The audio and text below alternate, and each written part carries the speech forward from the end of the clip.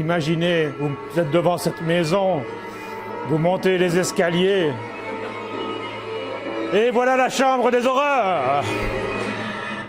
Mais non, la chambre des horreurs ou la chambre des erreurs est un concept canadien qui consiste pour les participants à découvrir toute une série d'erreurs et à justifier leur choix. Il a été prouvé que ça augmentait les compétences en sécurité de ces participants, et donc ça tombe bien puisqu'on est dans un congrès sur la sécurité. Alors la Citadelle avait été pionnière dans son temps, en 2016, avec un concept tout à fait classique.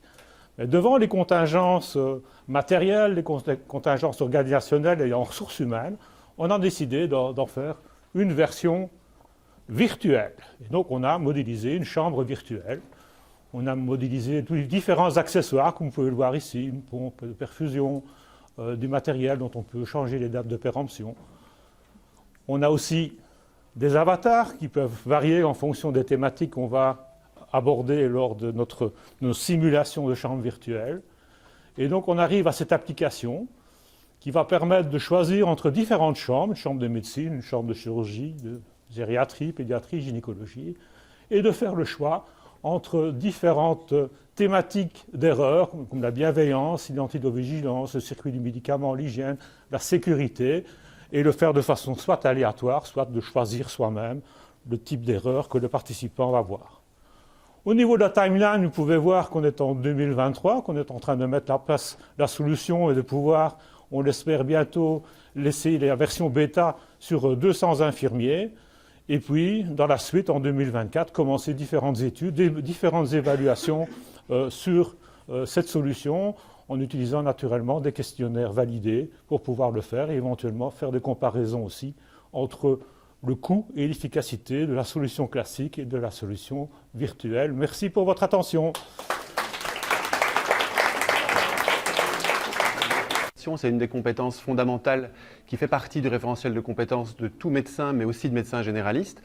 Fait l'objet d'un parcours de formation structuré tout au long des 3 années du master de spécialisation en médecine générale et fait aussi l'objet d'un dispositif spécifique, continu et progressif. Ici, celui du master de spécialisation 1. Et 2 thématiques ont été ciblées pour justement l'implémentation d'entrevues simulées dans la perspective de l'apprentissage de la communication, recherche perspective patient et entretien motivationnel. Chaque dispositif est à chaque fois précédé d'ateliers théoriques en petits groupes avec analyse de vidéos de consultation, des ressources en ligne et alors une entrevue simulée avec patient simulé. Les 4 étapes que l'on retrouve dans les dispositifs de simulation sont celles-ci. Donc on travaille avec 2 circuits en parallèle, avec 2 scénarios différents dans la même thématique, donc 2 tuteurs, 2 patients simulés, 4 étudiants par tranche horaire. Et donc la prestation avec patients simulés formés dure une vingtaine de minutes, qui est la durée moyenne d'une consultation en médecine générale, avec une observation par un tuteur formé qui se base sur une grille d'observation qui est spécifique à la thématique ciblée. L'étudiant BIS observe, lui, la simulation avec le tuteur. La deuxième étape, c'est un débriefing avec patient simulé qui se déroule selon un canevas où on aborde le ressenti du patient simulé et les observations qu'il a pu ressentir et observer.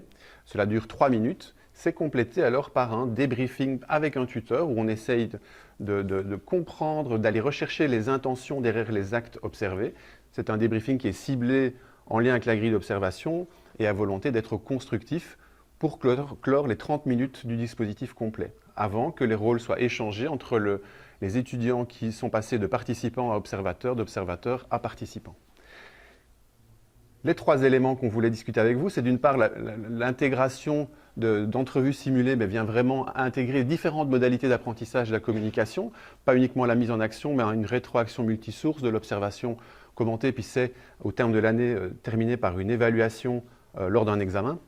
Le deuxième volet, c'est justement cet apport de dispositifs patients simulés. Donc notre expérience nous rapporte que nous avons augmenté en authenticité, en standardisation, processus de sélection des patients et de formation aussi a joué en ce sens.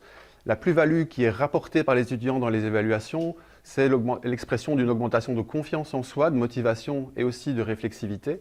Cela repositionne aussi la place des patients dans la formation des soignants. Il faut savoir que c'est un réel défi organisationnel d'organiser ces dispositifs pour 100 étudiants et de réaliser une expérience individuelle. C'est un recrutement, une formation qui est assez conséquente, des locaux adaptés grâce ici, enfin en tout cas une mobilisation de locaux et d'agenda rendu possible grâce au centre de simulation de l'université, et tout un dispositif de formation à l'écriture de scénarios dont on a pu expérimenter le fait que cela a augmenté la qualité. Tout ça a été rendu possible par un support du QF de notre université, l'objectif final étant de pouvoir observer l'effet de ces formations directement en stage avec de l'observation directe, notamment des vidéos, des consultations filmées. Je vous remercie.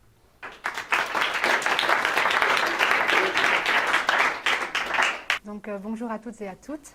Donc, je vais vous présenter en fait la mise en place d'une formation à la vaccination pour les étudiants basée sur la simulation, et donc c'est en pharmacie. Et alors, je vais la mettre en lueur avec la sécurité des soins de santé.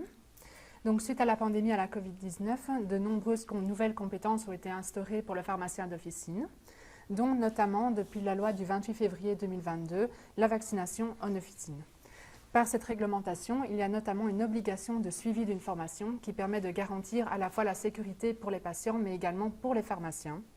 Et pour ce faire, nous avons collaboré, donc le département de pharmacie avec celui de médecine générale et le centre de simulation médicale pour créer une formation à la vaccination qui est destinée pour les étudiants de Master 2 en pharmacie. Donc c'est une formation de minimum 8 heures qui se divise en 3 parties et qui se fait sous la supervision de médecins et d'infirmiers afin de garantir justement la qualité des gestes techniques et cliniques qui sont appris dans cette formation. Il y a à la fois une formation théorique qui se déroule sous format e-learning et le passage d'un certificat Sauve une vie qui est créé par le centre de simulation médicale, et une formation pratique qui se divise en 2 demi-journées, une au centre de simulation et une à la pharmacie didactique, toutes à l'Université de Liège. Donc, au centre de simulation médicale, les étudiants vont à la fois participer à des ateliers procéduraux, mais également à des ateliers de patients simulés. Au niveau des ateliers procéduraux, il y a donc à la fois évidemment l'apprentissage de l'acte technique, donc la préparation et l'injection du vaccin. Cela se fait avec un pad d'injection intramusculaire. Et également, ils vont apprendre la réanimation cardio-pulmonaire. Par des ateliers avec patients simulés, les étudiants vont apprendre à identifier, distinguer et gérer des effets indésirables qui peuvent survenir suite à une vaccination, tels que le malaise vagal ou le choc anaphylactique. À la pharmacie didactique, ce sont plutôt les aspects législatifs et déontologiques qui sont liés à la pratique vaccinale en officine qui sont abordés, ainsi qu'avec patients simulés, des notions d'hésitation vaccinale et les critères d'éligibilité et l'anamnèse du patient en officine. Lorsqu'on regarde justement les exigences légales par rapport à la formation qui a été instaurée, on voit qu'elles répondent à toutes les réglementations, mais qu'on a également ajouté des notions de communication, mais également de gestion des affaires indésirables, dont la distinction de ceux-ci. Pour conclure, c'est donc une formation de 8 heures qui va au-delà des exigences légales en termes de contenu, tant au niveau des compétences cliniques qui sont apprises par des ateliers procéduraux qu'au niveau des soft skills tels que la communication et le leadership grâce à des patients simulés, et ce afin de fournir un cadre sécurisé pour les pharmaciens qui ne sont pas habitués justement à toucher des patients ou à réaliser des gestes cliniques ou des gestes dans l'urgence. Merci.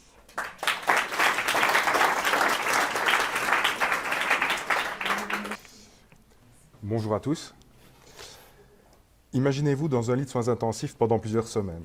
Vous ne le quittez que très rarement et seulement pour aller au fauteuil. Imaginez le bruit du monitoring qui sonne à longueur de journée et de nuit. Les soins répétés, douloureux, votre intimité violée, la faim, la soif, la solitude causée par les visites restreintes. On vous dit quand vous réveillez. Si toutefois, vous avez dormi.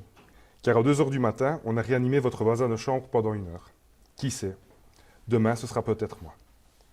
Maintenant, imaginez-vous du côté du soignant, travaillant en sous-effectif, dans le stress, la pression des décisions à prendre, l'annonce de mauvaises nouvelles, la charge de travail qui ne cesse d'augmenter, un scanner, une entrée, des questions sur le traitement, les sonnettes qui n'arrêtent pas, et j'en passe. Tout en restant humain, et empathique et à l'écoute de ce patient qui est présent dans votre unité depuis des semaines et qui a peur. Alors comment arriver à ce que le patient puisse mieux vivre son séjour en réanimation? Et comment arriver à ce que le soignant puisse être totalement disponible pour s'en occuper? En d'autres termes, comment encore améliorer l'humanisation des soins? Eh bien, pourquoi pas en donnant la parole au personnel soignant. C'est là qu'interviennent les débriefings cliniques. Ils se déroulent dans 2 unités pilotes, fin de pause du matin pendant 20 minutes. Ils permettent de s'exprimer sur les événements passés durant la journée de travail. C'est un moment où on peut partager en groupe, de manière bienveillante et non jugeante, les réussites que l'on appelle les plus, et les difficultés appelées delta. Ensemble, les participants trouvent des solutions pour améliorer leurs plus et résoudre leurs delta. Ces solutions, nous les avons appelées les innovations. En tant que débriefeur, notre travail est d'animer les debriefings afin de faire émerger les solutions des participants. Une fois celui-ci terminé, nous remontons les plus, les deltas et les innovations vers une cellule composée des chefs médecins et infirmiers des unités pilotes, de la qualiticienne des soins intensifs et des débriefeurs. Tous les 15 jours, nous nous réunissons pour analyser, prioriser et mettre en action les innovations. Il était important pour nous que les participants au débriefing aient un retour de l'avancement de leurs idées. C'est pourquoi les responsables reviennent vers eux pour leur communiquer ce qui est en train d'être mis en place et dans quel laps de temps. Nous voulons évaluer l'impact des débriefings cliniques sur les professionnels et sur les soignants. C'est pourquoi des questionnaires validés leur sont distribués. Nous espérons, grâce au débriefing clinique, construire des changements qui amélioreront le bien-être au travail, diminueront les burn-out et ainsi favoriseront une augmentation de la qualité des soins, dans l'espoir de diminuer le syndrome de stress post-traumatique lié aux soins intensifs. Merci.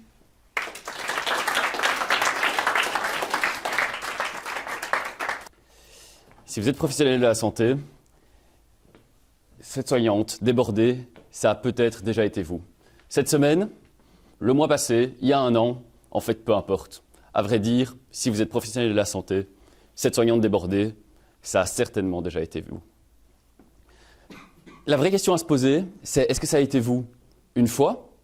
Est-ce que ça a été vous tous les jours? Est-ce que ça a été vous de temps en temps? Dans les services d'urgence, au fur et à mesure des années, le nombre de contacts n'a fait qu'augmenter. Les normes d'agrément, par contre, pour les services d'urgence en termes de personnel, elles n'ont pas bougé. La même chose, 2 infirmiers requis au minimum. Alors, il précise quand même, il faut adapter ce nombre d'infirmiers à l'activité du service. Mais l'activité du service, comment est-ce qu'on la mesure exactement? Eh bien, ça a été l'objectif de cette étude ici. C'est d'essayer de savoir comment mesurer l'activité des services d'urgence. Et on s'est donné un petit défi supplémentaire, on s'est dit, comment est-ce qu'on va le faire simplement et scientifiquement? La méthode, 4 hôpitaux. 3 hôpitaux secondaires, 1 hôpital tertiaire. On a décidé aussi de prendre des hôpitaux qui présentaient des organisations différentes. 36 séries de données de 4 heures. Donc pendant 4 heures, on a suivi des équipes durant 7 mois sur 4 périodes différentes. Matin, après-midi, soir, nuit. Pour essayer d'avoir une grosse diversité dans le profil et dans le nombre de patients qu'on pouvait avoir face à nous. Qu'est-ce qu'on a fait? En fait, on a utilisé l'échelle One. L'échelle One, c'est une échelle qui a été fournie par l'Université d'Anvers pour mesurer la charge de travail. Son avantage, fiable, robuste et assez précise. Son petit désavantage, demande énormément de rigueur et assez chronophage en termes de temps.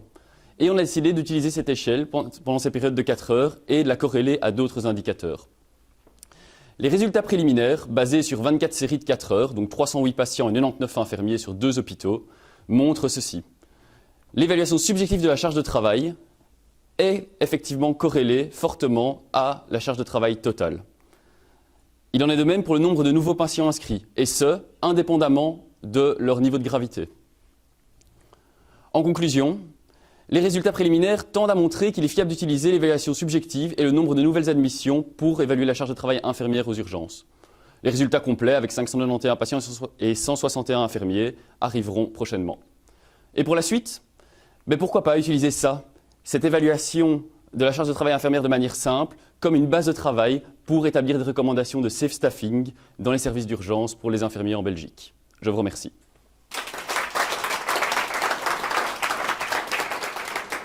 Donc effectivement, je suis assez connu pour mon franc-parler, dans n'importe quel milieu, y compris politique. Pourquoi changer? Il n'y a pas de phrase plus dangereuse aujourd'hui que celle « on a toujours fait comme ça ». Mon argument historique se base maintenant sur, depuis 2016 à peu près, où j'ai commencé à parler de l'avenir de la médecine. J'ai fait au total 170 conférences, y compris devant le Parlement européen, y compris devant le Parlement fédéral en Belgique et dans divers auditoires dans lesquels il y avait ou des médecins, ou des architectes, ou des sociologues, ou des psychologues, quel que soit le milieu.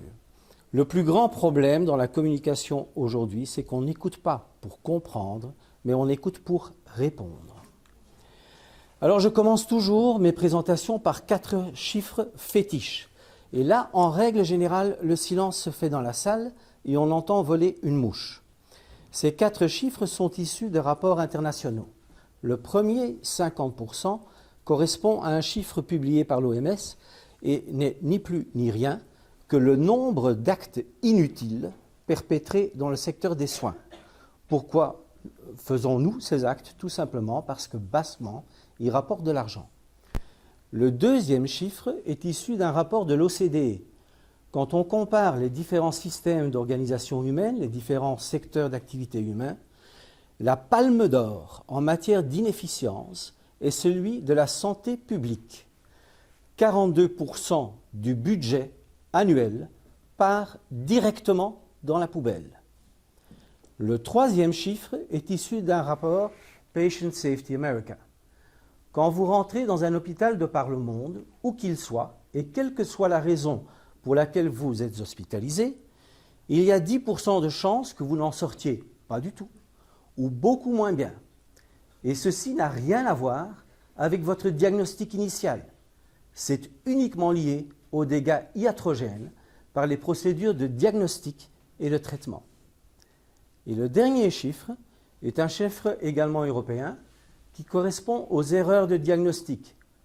Un diagnostic sur 20 est totalement à l'ouest. Les défis donc en matière de santé sont énormes, dans une constellation caractérisée par un manque de ressources humaines, un manque de ressources financières et une explosion de la demande. Manque de ressources humaines, nous sommes tous conscients que nous faisons face dans les différents secteurs de santé à une extrême pénurie de personnel. Ceci débouche à des grèves qu'on n'a jamais vues. En Angleterre, par exemple, les infirmières du système NHS se sont mis en grève massivement. C'était la première grève des infirmières dans ce pays. Le personnel infirmier du bloc opératoire du Mont-Légia s'est mis en grève il y a quelques mois. Ressources financières. Vous connaissez peut-être les rapports MAHA. Les rapports MAHA sont commandités par le gouvernement fédéral et doivent faire état de l'état de santé du secteur hospitalier. C'est excessivement rigolo à suivre. Vous voyez en fait progressivement le chiffre ou le nombre d'hôpitaux qui sont dans le rouge augmenter d'année en année pour atteindre quasi 100% pendant la crise sanitaire, à tel point que le gouvernement fédéral a dû faire une avance exceptionnelle de 2 milliards d'euros pour remettre à flot le système de soins de santé.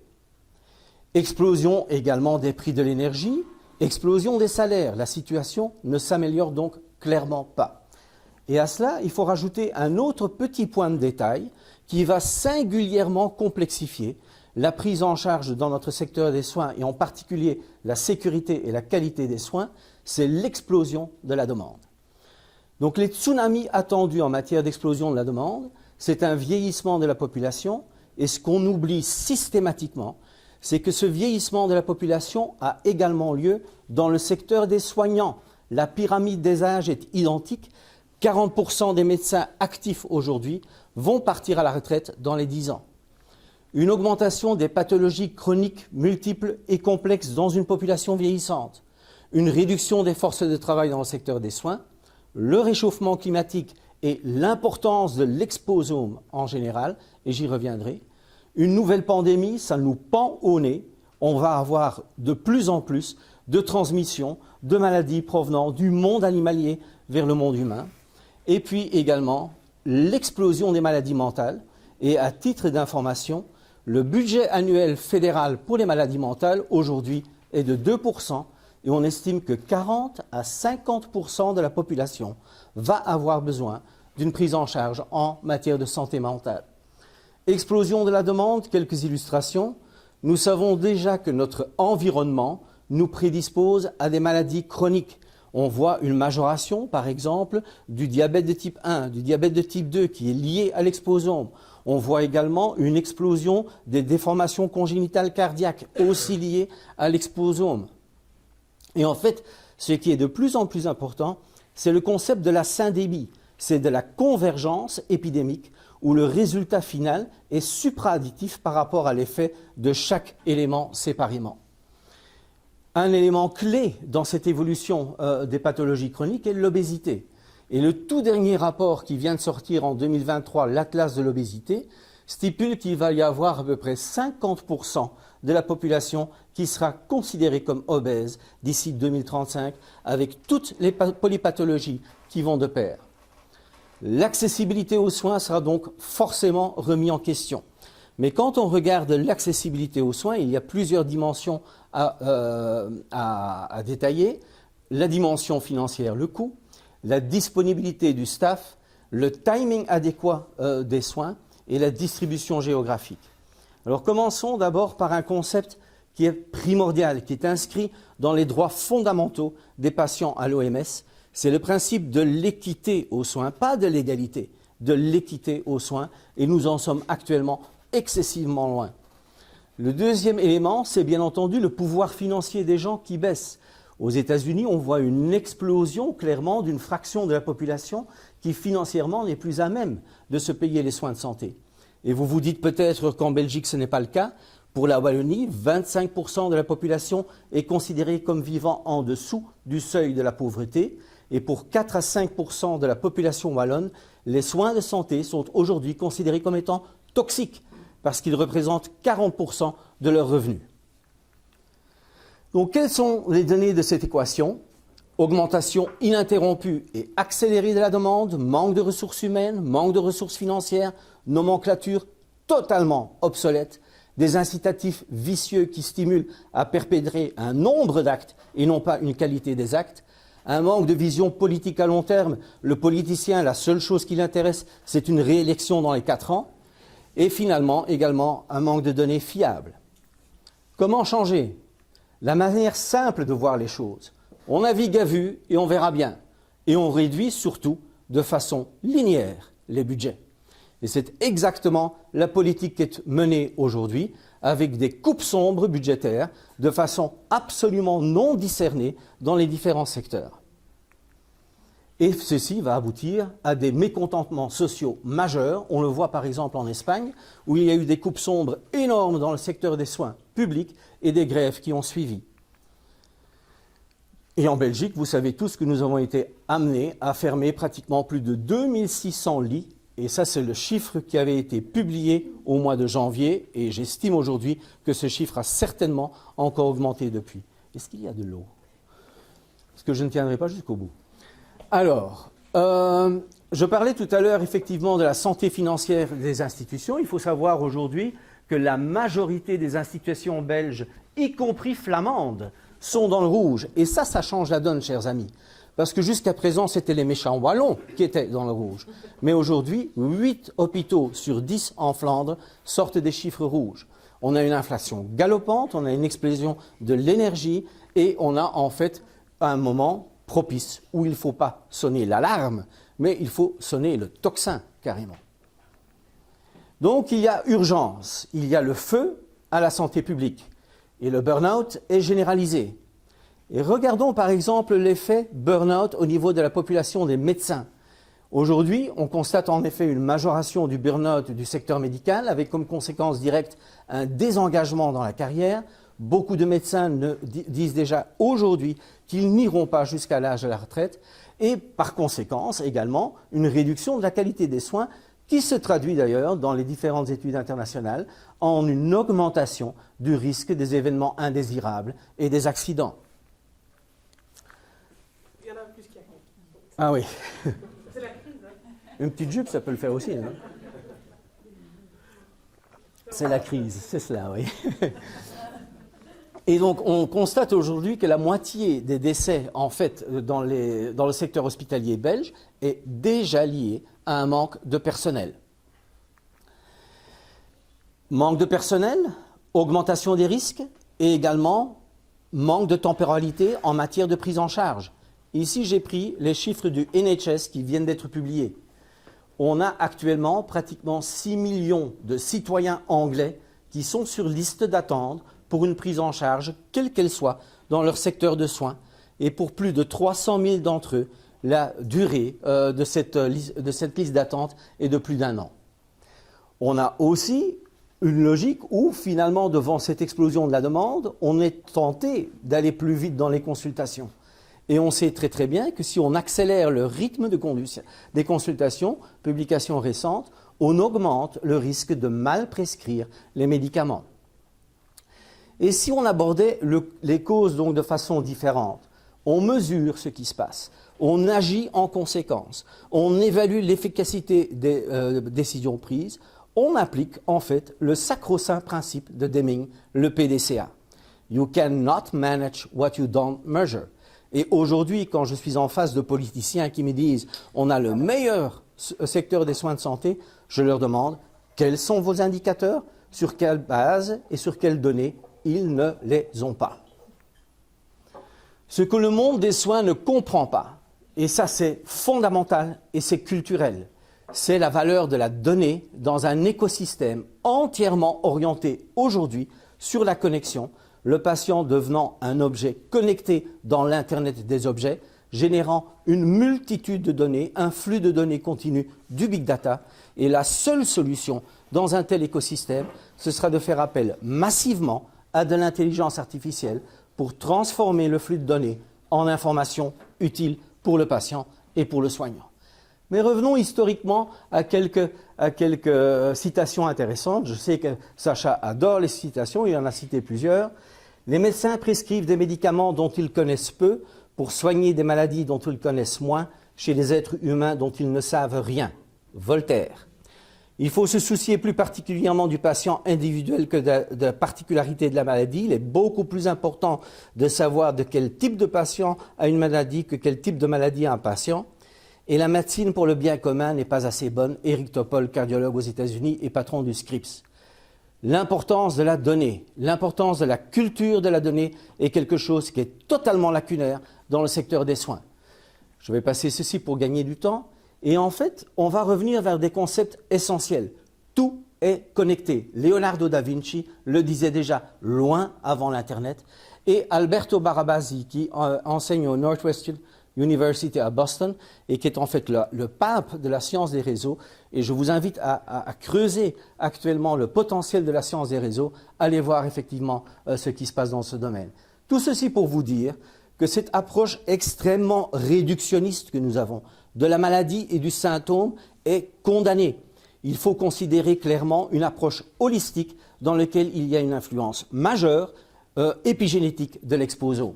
Et cet exposome, c'est tout l'environnement, y compris socio-économique. Donc, la puissance et la faiblesse du modèle de référence de la médecine moderne, c'est d'abord la dissociation entre la maladie et le malade, la dissociation entre le malade et son corps et les différents constituants. Je suis parfois frappé de voir aujourd'hui qu'on va effectivement déterminer un spécialiste de l'index gauche par rapport au spécialiste de l'index droit. Dissociation entre l'individu et le social, on a complètement oblitéré l'importance des déterminants socio-économiques de la santé, et dissociation entre l'individu et le cosmos dans un environnement de type One Health. La santé de notre écosystème va influencer notre santé de population et notre santé personnelle. Et s'il fallait donner un exemple par l'absurde sur cette manque de valeur de données et de culture de données, il y a eu cet incident assez amusant en Flandre où finalement on a observé un certain nombre de décès dans des maisons de repos et on ne comprenait pas pourquoi. Et quand on fouillait les dossiers, on n'avait aucune piste. Et tout simplement, il y avait un infirmier qui injectait de l'insuline aux patients pour les faire passer de vie à trépas. Et tout simplement, on n'avait pas répertorié la médication dans le dossier. Pauvreté du dossier médical, je l'évoquais ce matin avec la Seine. Si on parle de big data dans le secteur des soins, il faut d'abord instaurer une culture de la donnée. Et donc, on est de plus en plus dans un écosystème connecté où vous retrouvez soignants, soignés, connectés avec différents systèmes, avec des processus, dans un environnement où le transfert de cette information, le transfert de ces données doit se faire excessivement vite. On a également, bien entendu, les avancées qui se font en matière d'analyse informatique et de sciences des réseaux. Et on a également la miniaturisation des systèmes de captation des différentes données. Et pour revenir sur cette culture de la donnée, dans le monde médical, je vais me permettre de vous rappeler un certain nombre de concepts basiques. Quelle est la quantité de données dont nous avons besoin? Question extrêmement difficile à laquelle il faut répondre, mais le paradoxe aujourd'hui, c'est que nous cherchons des données dans un environnement où nous sommes submergés de données. Et donc, en fait, il faut clairement stipuler que plus de données ne veut pas forcément dire des meilleures données. Il est important de sélectionner les données dont vous avez besoin, et ça peut être totalement différent si votre approche est plus une approche clinique ou une approche de recherche. Exemple typique que plus de données ne veut pas dire une meilleure prédiction. Cet article a été publié il y a quelque temps où on montre que les données qu'on capte dans les premières 24 heures de l'hospitalisation d'un patient avec une insuffisance cardiaque sont largement suffisantes pour prédire ce qui va se passer en matière de réhospitalisation par rapport aux données cumulées des 30 jours. Donc plus de données, ce n'est pas forcément une meilleure estimation. Un deuxième élément clé, c'est la vélocité. On doit avoir des données en temps réel. Quand je pense qu'un patient chronique qui voit un médecin 4 fois par an, ceci représente à peine 1,5% du temps total de l'année civile, et sur cette interaction extrêmement courte entre soigné et soignant, on va essayer de se baser pour aller déterminer quelle est la prise en charge optimale. Donc il faut clairement aller vers la récolte des données qui se passe également entre ces visites avec les soignants. Et pendant la crise sanitaire, Bill Gates a dit la chose suivante: tous les tests PCR, c'est du garbage, c'est de la merde. Et ce n'est pas parce que le test PCR manque de sensibilité et de spécificité. Mais souvenez-vous, au début de la crise sanitaire, quand on faisait un test PCR, il fallait attendre 7 à 10 jours pour avoir un résultat, ce qui, dans un contexte de pandémie, n'a bien entendu aucun sens. Je disais tout à l'heure que la santé a lieu entre les visites avec les soignants. Il devient donc impératif de doter les patients de systèmes qui permettent de récolter de façon beaucoup plus continue des informations, qu'on puisse les intégrer, bien entendu, dans nos dossiers médicaux informatisés qui ne sont de loin pas adaptés à ce type de flux d'informations. Et il va, bien entendu, on va devoir compter sur la collaboration avec les patients. Mais les patients sont demandeurs. Ils demandent, en fait, cet engagement. Le problème, c'est que les soignants ne sont pas toujours très engageants. La variété des données. Les données sont multiples, dans des formats multiples. Et bien entendu, il va falloir clairement standardiser, adapter la manière dont on les récolte. Et devant une telle complexité, il va y avoir une nécessité absolue d'uniformisation et de standardisation. Je le disais tout à l'heure, quand on regarde en fait l'impact que nous avons en tant que soignants sur le devenir du patient, ça représente à peine 10 à 20%. Ce qui veut dire que 80 à 90% du devenir de la santé d'une population ou de la santé d'un individu ne dépend pas des interactions qu'il peut avoir avec des soignants. Ça dépend essentiellement à des facteurs qui sont extérieurs, et là-dedans on retrouve bien entendu des facteurs socio-économiques, l'environnement physique et aussi le comportement des individus par rapport à leur santé. Je vais passer ceci pour gagner du temps.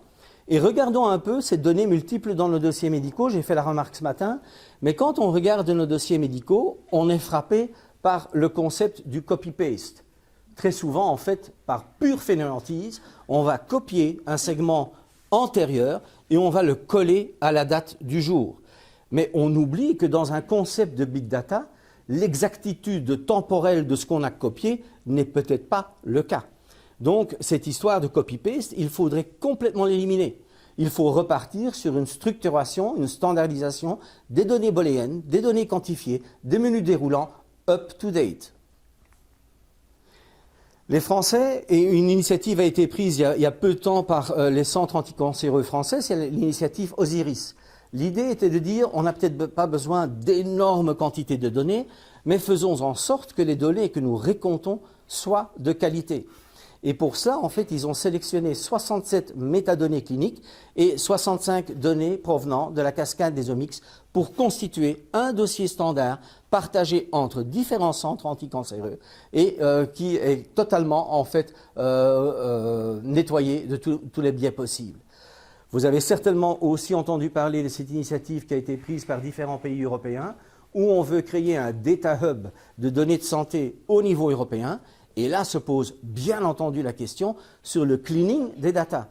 Et pour effectuer ce cleaning des data, on va devoir faire appel à de l'intelligence artificielle tellement la quantité de données sera énorme.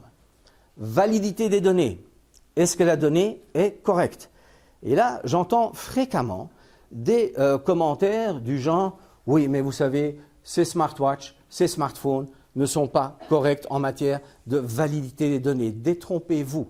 Le Apple Heart Study, 45 000 patients étudiés avec une smartwatch. Ces données sont absolument fiables en matière de recherche de fibrillation auriculaire. Donc on constate que la plupart de ces dispositifs sont excessivement fiables de façon individuelle. Et à la limite, ce n'est pas la valeur absolue qui m'intéresse de la donnée, c'est la valeur relative, puisqu'en fait j'établis un profil de base pour un patient lambda et que je vais essayer de déterminer quelle est la variation de ce profil de base pour ce patient-là. Je m'en fous de sa variation par rapport à une moyenne ou à une médiane de cette population. La viabilité des données. On a énormément de données et, bien entendu, on est tenté de faire des corrélations. Mais la corrélation ne veut pas forcément dire qu'il y a un effet de causalité. Et ici, vous avez quelques publications excessivement intéressantes sur l'impact de la solitude en matière de survie en cancérologie. Et effectivement, il y a plusieurs papiers qui indiquent clairement qu'il y a un lien entre ces deux phénomènes-là. Ça peut s'expliquer facilement parce que si vous vivez en couple et si un des deux membres du couple a un cancer, il est clairement scrutiné par l'autre membre du couple en matière de compliance tout simplement médicamenteuse déjà. Mais il y a d'autres éléments qui sont intéressants. Et si vous regardez par exemple la publication ici, vous voyez en effet qu'il y a des altérations de facteurs pro-inflammatoires chez les patients qui vivent seuls. Et les facteurs pro-inflammatoires induisent un phénomène d'inflammation chronique qui est carcinogène. Donc on observe des liens hyper intéressants par l'analyse de métadonnées. Je disais tout à l'heure qu'il est de plus en plus important, puisqu'on parle de solitude, également de déterminer quel est l'environnement socio-économique des gens. Et aujourd'hui, à la Mayo Clinic, au lieu de se dire on va investir, je ne sais pas moi, 2 millions dans l'achat d'un nouveau scanner, les gens de la Mayo Clinic disent non, nous allons investir 45 millions de dollars dans une programmation d'une habitation saine pour les patients les plus nécessitants. Donc il est probablement beaucoup plus important de faire des investissements pour atténuer les différences socio-économiques des gens par rapport à des investissements lourds qu'on ferait en matière de santé. Volatilité des données.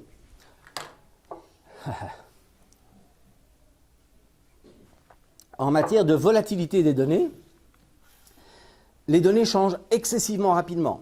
Je disais tout à l'heure que je ne croyais plus dans un écosystème où un patient chronique vient me voir 4 fois par an. Je ne crois pas non plus qu'il est très utile d'avoir des mesures éparses. Donc il faut avoir des mesures de plus en plus continues dans un environnement qui est celui du patient. Peut-on le faire? La réponse est oui. Les différents dispositifs dont on est déjà doté, nos smartwatches, nos smartphones, des capteurs dans le domicile du patient, sont capables de nous fournir des flux continus de données. Et on peut même envisager de les implanter. Ici, l'exemple de Enic-Genport, dont vous savez tous qu'en cancérologie, on utilise des boîtiers sous-cutanés pour injecter la chimiothérapie, un porte-à-4. Et ces porte-à-4 sont en fait dotés de microélectroniques qui sont capables de mesurer différents paramètres physiologiques et de prédire la survenue d'une septicémie. Ce sont donc des capteurs sous-cutanés et qui mesurent de façon continue. Si j'ai des capteurs de paramètres physiologiques, je pourrais aussi m'intéresser, bien entendu, à des paramètres biologiques. Je ne vais pas m'amuser à aller tous les jours chez le patient pour aller mesurer des paramètres biologiques. Vous n'avez plus besoin de le faire. Vous pouvez doter les toilettes de capteurs qui sont effectivement capables de récolter une quantité d'urine et de paramétrer un certain nombre de biomarqueurs. Vous allez me dire, mais comment sait-on que c'est bien le bon patient sur les toilettes? Aucun problème.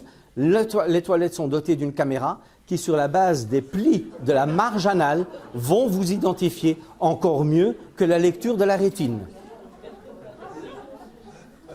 L'archétype même de la mesure en continu d'un biomarqueur, c'est bien entendu ce système-là, le Freelance. Et là, vous avez clairement des patients diabétiques qui sont suivis de façon continue, 24 heures sur 24, 7 jours sur 7, en matière de glycémie. On peut aussi envisager de faire de l'imagerie en continu. Ici, vous avez des microcapteurs ultrasonographiques que vous pouvez appositionner à la peau et qui vont vous donner une imagerie 24 heures sur 24. Donc le patient devient le lieu de soins. Ce n'est plus l'hôpital qui devient le lieu de soins, c'est le patient. Changement de paradigme majeur. Dans un tel écosystème, on est bien entendu, et on l'a évoqué aujourd'hui, soumis à différentes vulnérabilités. Et une des vulnérabilités, c'est la vulnérabilité par rapport aux hackers. Alors sachez que pratiquement tous les hôpitaux ont déjà plus ou moins été hackés. Et il faut savoir qu'en face de vous, vous avez des sociétés de hackers. C'est leur business model. Ils sont équipés d'intelligence artificielle et vos structures informatiques, institutionnelles ne le sont pas. Vous êtes une proie, mais hyper facile à hacker. Autant plus facile à hacker parce qu'à nouveau, il y a un manque de culture institutionnelle par rapport à la cybersécurité. Je vous invite à rentrer dans un hôpital, de vous promener dans un couloir, de rentrer dans un bureau de médecin, vous vous installez derrière son ordinateur, la session est ouverte, vous n'avez pas besoin de mot de passe, vous rentrez votre clé mémoire et votre cheval de Troie est introduit. Il n'y a aucune cybersécurité dans nos institutions de soins, mais la culture n'y est pas. Et ça a bien entendu des conséquences, parce que si vous vous faites hacker, les deux conséquences majeures, c'est des délais en prise en charge et une majoration, bien entendu, de la mortalité de vos patients. Et on est d'autant plus vulnérable que dans nos structures institutionnelles, on utilise souvent de l'appareillage d'un certain âge. Et je reste poli. Et cet appareillage-là est hyper facile à attaquer. Alors, en matière de sécurité générale, il y a bien entendu la sécurité des données par rapport au privacy. Et là, je suis toujours interloqué quand on me dit « oui, mais nous, on ne veut pas participer à un écosystème de partage de données ». Mais quand je vais sur Facebook, je suis particulièrement interpellé par le fait que les gens étalent leur vie privée sans aucune barrière. Et donc, petite expérience qui a été menée par des chercheurs canadiens, ils ont mis un localisateur géo sur des smartphones de 70 volontaires et en utilisant uniquement la géolocalisation, ils ont été capables de définir l'âge, le fait si la personne était malade, oui ou non, sa religion, ses convictions politiques, uniquement sur du traçage géographique. Donc, si vous êtes doté d'un smartphone, si vous êtes doté d'un smartwatch, si vous allez sur Internet, si vous allez sur Facebook, ne vous faites aucune illusion, dans les 3 secondes, vous êtes identifié. Visualisation des données, l'éternel problème. J'ai une quantité de données énorme. Je transforme ces données en informations utiles. Comment est-ce que je présente ces informations aux soignants, aux décideurs? Et là aussi, trop d'informations tue l'information. Donc il faut clairement bien réfléchir sur le modèle qu'on va utiliser pour présenter les données. La valeur de la donnée. Avoir des données et les transformer, c'est bien beau. Mais quelle est la valeur intrinsèque de cette donnée-là? Et faire de l'analyse de données pour de l'analyse de données, ça n'a aucun sens. Et on entend quand même de plus en plus parler du value-based care. Et le value, ce n'est pas déterminé par le soignant, mais c'est déterminé par le soigné. Et en fait, quand on voit cet écosystème, son but est en fait triple. D'abord, améliorer la santé d'une population, réduire les coûts qui sont exorbitants, et aujourd'hui nous savons que c'est tout simplement plus durable, et également améliorer l'expérience des patients. Et il faut vraiment basculer maintenant vers value-based care. Et on a beaucoup parlé aujourd'hui, je pense, de la sécurité des médicaments. Et moi, je suis toujours très interpellé quand je vois la prescription médicamenteuse. J'avais un prof de pharmaco qui m'avait appris « un médicament, c'est le domaine du généraliste. 2 médicaments, c'est le domaine du spécialiste. 3 médicaments, c'est le domaine du juriste. Vous ne contrôlez pas les interactions. » Et en fait, il y a maintenant des moyens qui le permettent. Et donc, on voit clairement des API qui sont mis en place, des logiciels qui permettent de déterminer quelles sont les associations optimales médicamenteuses. Osiris, qui est une start-up bordelaise, travaille effectivement depuis pas mal d'années là-dessus. Donc, en matière de conclusion, notre système n'est tout simplement pas conçu pour nous garder en bonne santé. Le quadruple objectif insaisissable serait de réduire les coûts, d'améliorer la santé de la population, d'améliorer l'expérience du patient et d'améliorer aussi le bien-être du clinicien. Et en fait, on sort d'une crise sanitaire et je vous appelle à en tirer les leçons. Never waste a good crisis, disait Winston Churchill. On a trop tendance à revenir à notre fonctionnement d'avant. Tirons les leçons efficacement de ce que nous avons passé, les 2 années horribles que nous avons passées pendant cette crise sanitaire. Autre adage que j'adore, les Anglais, ils sont fortiches pour exprimer une idée en une simple phrase. We have rocket science technology in a Flintstone architecture. Notre architecture hospitalière et informatique est totalement dépassée aujourd'hui. Et si vous implémentez des nouvelles technologies dans une ancienne organisation, vous finissez par avoir une ancienne organisation qui vous coûte encore plus cher. Donc les enjeux sont majeurs. Organisationnels, changer la structure de soins, changer les formations et les métiers. Nous formons les soignants de demain avec des préceptes qui sont ceux du siècle dernier, que ce soit en santé publique ou que ce soit dans d'autres secteurs d'activité. Je dis toujours à mes étudiants de médecine, les connaissances médicales et scientifiques doublent tous les 72 jours. Comment voulez-vous encore vous tenir à jour? C'est tout simplement impossible. Les enjeux sont également sociétaux. Réinstaurer l'équité en matière d'accès aux soins. Elle n'existe plus. Impliquer fortement l'analyse des social determinants of health, les déterminants sociaux de la santé. C'est là qu'on peut faire les gains, puisque ça dépend pour 80% l'état de santé individuel de ces déterminants-là. Les enjeux sont économiques, bien entendu, le coût. Difficile d'enlever la prise de l'écosystème existant et de mettre en place un autre écosystème, mais nous devons le faire. Ça nous coûtera très cher et il faudra certainement un joint venture entre privé et public. Améliorer l'efficience. L'inefficience ne peut pas être supérieure à celle que nous connaissons aujourd'hui. La durabilité, on sait que le système n'est pas durable. Il y a bien entendu des enjeux éthiques majeurs en matière d'accessibilité aux données et de protection de vie privée, mais il y a des solutions techniques qu'on peut mettre en place et il faut effectivement se préoccuper de l'humain dans cet écosystème de soins et améliorer la littératie de la population générale, promouvoir l'engagement du patient et surtout faire tout ce que nous pouvons pour que les démarches que nous mettons en place dans le secteur des soins aient une valeur ajoutée, non pas pour nous soignants, mais point de vue patient. Donc, les solutions, c'est le changement de l'écosystème. Et cet écosystème, ça je vais passer, je suis absolument convaincu que basculer d'un système tel que nous le connaissons vers un système complètement connecté mérite bien entendu énormément d'investissements d'une part, mais il comporte aussi des risques majeurs. Science sans conscience n'est que ruine de l'âme, c'est toujours pareil. On pourra en tirer un bénéfice majeur pour autant qu'on ne le dérive pas pour en faire n'importe quoi. Et donc, il est clair, ça me faisait un peu rire quand j'ai entendu la signature qui avait été faite par les 1000 scientifiques en matière de NLP et en particulier ChatGPT. On est déjà au-delà. Donc, arrêter les progrès d'intelligence artificielle aujourd'hui, c'est complètement illusoire. Et puis, c'est très hypocrite parce que finalement, nous, Européens, nous allons éventuellement arrêter le processus, mais vous ne faites aucune illusion sur le fait même que les Chinois et les Américains n'arrêteront certainement pas. On est dans la course effrénée vers une intelligence artificielle généralisée.